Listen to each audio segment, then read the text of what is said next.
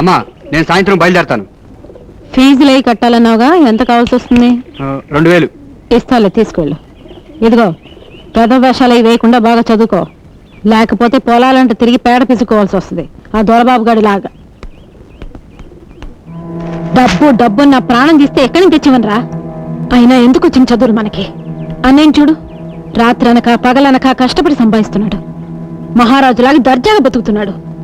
నువ్వు కూడా ఈ వెధ వేషాలన్నీ మానేసి అన్నయ్యకి సాయంగా ఉండు. నా వల్ల కాదు, నేను చదివి డాక్టర్ని తీరుతాను. చదివించాలంటే చెప్పు, ఏను యోగ చూసుకుంటాను. రే రే ఏంట్రా ఏదో మాటలు, ఏమైందని? రొటీనే. సిస్టర్ ఏమో చదవద్దంటది, బెదరేమో చదువుతానంటాడు. డిఫరెన్స్. నెల నెల 1000 కావాలంటే ఎక్కడి నుంచి తెస్తాం? అమ్మా, తమ్ముడు డాక్టరే పేరు తెచ్చుకుంటే మనకి ఎంత గౌరవం. పలానా డాక్టర్ గారు అమ్మగారు, పలానా డాక్టర్ గారు అన్నగారు అని నీ గురించి నా గురించి ఎంత గొప్పగా చెప్పుకుంటారు. నువ్వు చదువుకరా. అది కాదు బాబు, డబ్బు డబ్బు గురించి నువ్వు మర్చిపో. నీకెంత కావాలి చెప్పరా? 3000. అద్గో అదే వద్దంది. ఇంగ్లీష్ లో మాట్లాడితే నాకేం అర్థం అవుద్ది? మావా ఎంత అడుగుతున్నాడు? 3 అంటే 4,000 అన్నమాట. ఓ అంతేనా? అమ్మా ఇచ్చి పంపించు. ఇవ్వడానికి అమ్మ దగ్గర ఏముంది? తాళాల గుత్తి తప్ప. ఉన్నదంతా బ్యాంకులోనే ఉంది. వేసినా తీసినా నీదే హక్కు.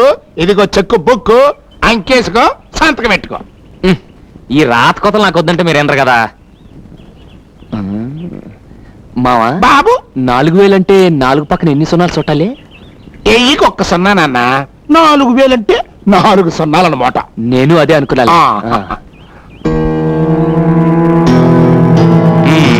ఇందా బాగా చదువుకో. థ్యాంక్స్ అన్నయ్య. అల్లుడు అల్లుడు అల్లుడు అల్లుడు, నేను కూడా నీకు థ్యాంక్స్ చెప్పాలనుకుంటున్నాను. దేనికి? నేను కూడా ఒక చెక్ తీసుకుందాం అనుకుంటున్నాను. నీకే రోగం? రోగం నాకు కాదు, మీ అత్తయ్యకి. డాక్టర్ చూపించాలి. ఒక్కవి ఇక్కడే. సరే ఇదిగో.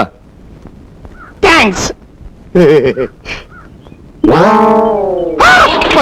అల్లుడు అల్లుడు అల్లుడు, ఇదేంటి అల్లుడు 1 సున్నా వేసేవంటి? నేను అడిగింది 1000. 4000కి 4 సున్నాలు, 1,000కి 1 సున్నా నువ్వేగా చెప్పావు. నన్ను బొట్టలేద్దాం అనుకున్నావా? మనం అంత వెర్రి పప్పలేం కాదు. చదువు లేకపోయినా ఉంది. ఎలా అమ్మ నా మేనల్లుడు, నాది నాకే కొట్టావా? బ్యాటింగ్.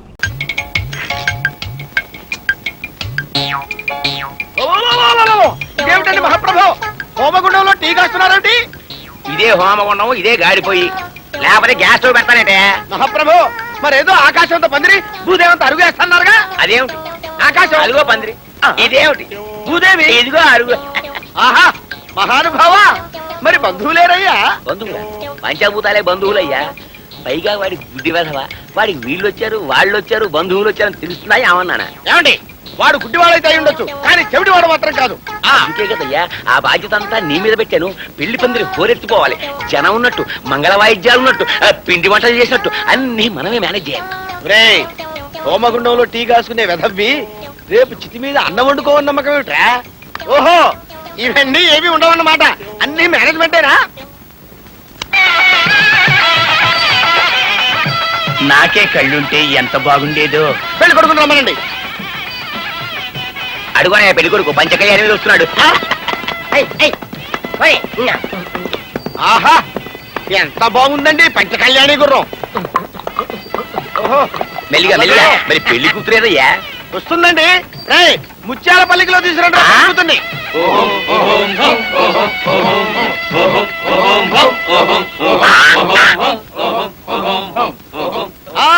ఆపండ్రా.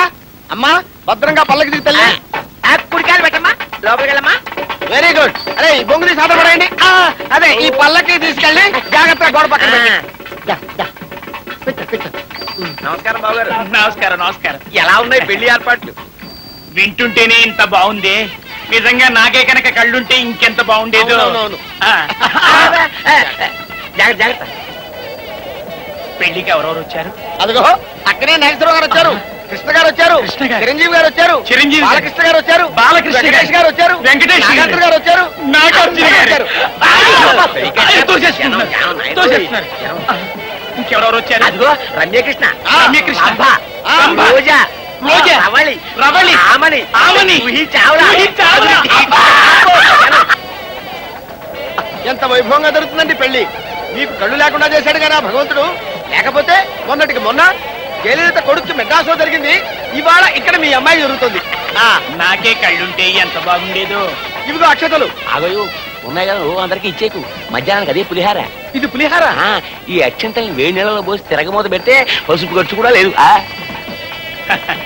బావగారు ఈ బకర్ రండి. ఏది ఆ కర్రలో ఇవ్వండి. దీని మీద ఒక చిన్న సంతకం పెట్టండి. ఎలా పెడతారో చూస్తా. ఖాళీ స్టాంప్ పేపర్ మీద సంతకం. ఆ? మీకు కళ్ళు కనిపిస్తాయా? ఎందుకు కనిపించవు? ఇందాక అక్కినే నాగేశ్వరరావు కనిపించారు, బాలకృష్ణ గారు కనిపించారు, నాగార్జున గారు కనిపించారు, అందరూ కనిపించారు కదా. మోసం దగా ఈ పెళ్లి జరగడానికి వీల్లేదు. కట్టిగా మంగళదూత్రాలు ఆ పంతులు గారు ఏడ్రా? పాయతలుగా పారసాల సంభావన ఇవ్వలేదని నన్ను ఇంత మోసం చేస్తాడా? సేయ్ నడవే నడవే బయటికి నడు. రా తల్లి అడుక్కున్నాం. అడుక్కుంటారా? అంటే ఇంతకు ముందేం చేసేవాళ్ళు? తండ్రి కూతుడం కలిసి కమాండ్ గా అడుక్కునేవాళ్ళం. మరి నా సంగతో నువ్వేం బాధపడగలడు? మీ బాబు మీద భరోసా పడాల్సిన అవసరమే లేదు. నీకు 2 ఇల్లు చూపిస్తాను. నా కొడుకు చేత ముష్టెత్తిస్తావురా? సేయ్ నేను అందరి మామల లాంటి వాడిని కాదే. సొమ్ము రాకపోతే నిన్ను రాసి రంపాన పెట్టకపోతే నా పేరు సన్యాసే కాదు. అమ్మా 2 లక్షలు అడుక్కొచ్చి అడుగు పెట్టు, లేకపోతే కాడు పెరగ.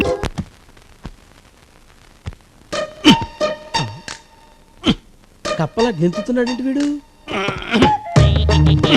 ఇవాళేం పెడతాడేంటో పెంట.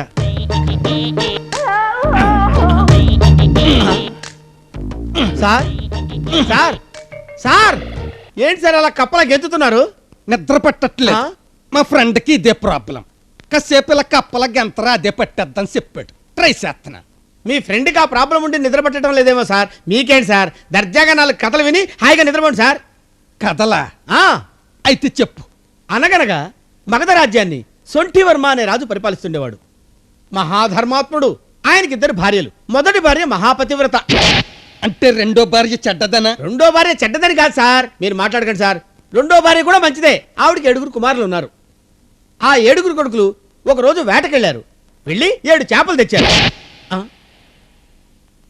అప్పుడు ఆ 7 చేపలు తీసుకెళ్లి ఎండబెట్టారు. అందులో 6 చేపలు ఎండినాయి, 7వ చేప ఎండలేదు.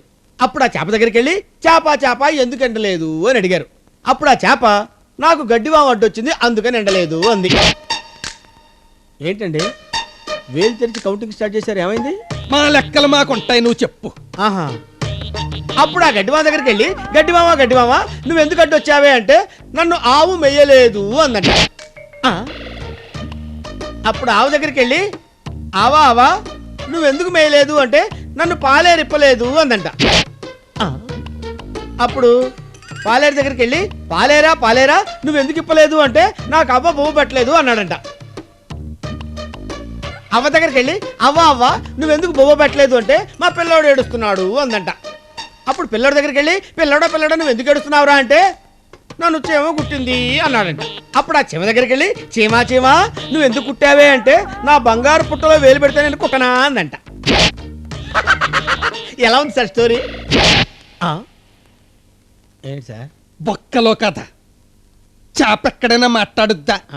కడ్డిమేట ఎక్కడైనా మాట్లాడుద్దా? ఆవు ఎక్కడైనా మాట్లాడుద్దా? ఇవన్నీ అలాగుంచు. చీమ మాట్లాడడం ఏంటి? చీమలు కూడా మాట్లాడతాయి సార్. ఏ భాషలో మాట్లాడతాయి? తెలుగులోనా, తమిళ్లోనా, ఇంగ్లీష్లోనా, పార్సీలోనా? అంటే వాటికి వచ్చిన భాషలో అవి మాట్లాడుకుంటాయి సార్. ఏంటి సార్ ఎత్తుకుతున్నారు? ఇదిగో ఈ చీమతో మాట్లాడించు. చీమతో మాట్లాడించాలా? మాట్లాడించు. మాట్లాడించు. అంటే మాట్లాడుతుందంటే నమ్మేయడానికి నేను ఏమన్నా పిచ్చోండి ఏంటి? అయ్యో తమరు పిచ్చోళ్ళు కాదు సార్. అసలు ఆ విషయం తమరు గుర్తెచ్చుకోకండి. మరి మాట్లాడించు. అంటే అప్పుడు మాట్లాడింది ఈ చీమ కాదు సార్, అప్పుడు జానపద కథల్లో చీమ. పద.